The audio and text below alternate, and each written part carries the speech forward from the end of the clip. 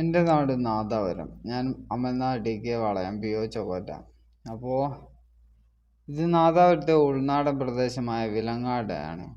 വിലങ്ങാട് ഞാൻ വളയത്താണ്. ഉൾനാടൻ പ്രദേശം തന്നെയാണ്, മലയോര ഗ്രാമമാണ്. അതേ ഗ്രാമം തന്നെയാണ് ഈ വിലങ്ങാടൊക്കെ. ഇപ്പോൾ വിലങ്ങാടുള്ള ഒരു ദൃശ്യങ്ങളാണ്, ഇപ്പം ചിത്രങ്ങളാണ് ഞാൻ ഇവിടെ കാണിച്ചിട്ടുള്ളത്. അതായത് ഉരുൾപൊട്ടിയ സമയത്ത് നഷ്ടമായ വീടുകളും വഴികളും ഒക്കെയാണ്. വഴികൾ പിന്നെ ഒരുപാട് തരത്തിലുള്ള ഡെവലപ്മെൻറ്റ്സ് ഒക്കെയാണ് നഷ്ടമായത്. അപ്പോൾ ഇതിൽ നിന്ന് മനസ്സിലാകേണ്ട കാര്യം, പ്രകൃതിക്കൊരു നിയമമുണ്ട്. ആ നിയമത്തെ നമ്മൾ അക്സെപ്റ്റ് ചെയ്തിട്ട് മുന്നോട്ട് പോകണം. അപ്പോൾ പ്രകൃതിയോട് നമ്മൾ മല്ലയുദ്ധം നടത്തും പോലെ പ്രകൃതിയെ വശീകരിച്ചിട്ട് വാസയോഗ്യമാക്കുക എന്നത് അത്ര ഭൂഷണമായ കാര്യമൊന്നുമല്ല എന്നാണ് എനിക്ക് പറയാനുള്ളത്. സുന്ദരമായ മുഖവും വിവേകവും ബുദ്ധിയുമുള്ള മനുഷ്യൻ തന്നെ വിശ്വാസയോഗ്യമല്ലാത്ത കാര്യങ്ങൾ ചെയ്യുന്നു.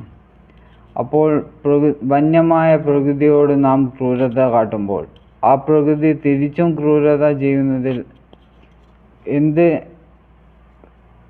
പ്രശ്നമാണുള്ളത്? അപ്പോൾ നഷ്ടപരിഹാരമായി പണം തിരിച്ചു നൽകണം. വീടുകൾ നഷ്ടപ്പെട്ടവർക്കും അവിടെയുള്ള വീട് നഷ്ടപ്പെട്ടവർക്കും പാടങ്ങൾ നഷ്ടപ്പെട്ടവർക്കും നഷ്ടപരിഹാരം കൊടുക്കണമെന്ന് ഞാൻ പറയുന്നില്ല. അതൊരു രാഷ്ട്രത്തിൻ്റെ ലാബിലിറ്റി ആയിട്ട് മാറും. അപ്പോൾ ഞാൻ അവർക്ക് ഫ്രീ ആയിട്ട് പൈസ നഷ്ടപരിഹാരം കൊടുക്കണമെന്ന് പറയുന്നില്ല. ഇതെല്ലാം ഒരു മാൻമെയ്ഡ് ആയിട്ടുള്ള ആക്ടിവിറ്റി ആയിട്ട് കണക്കാക്കാം.